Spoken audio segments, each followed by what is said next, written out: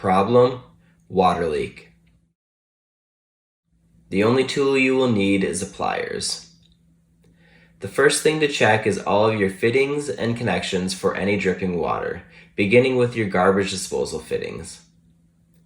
You will also want to ensure that the hose for the faucet head is firmly secure and is not dripping any water.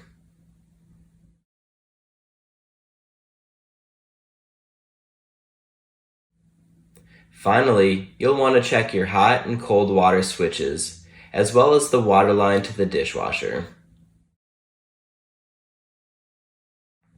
The most common cause is a loose faucet head hose.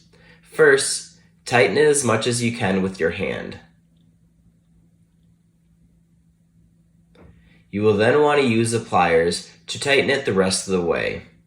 Be sure not to over-tighten.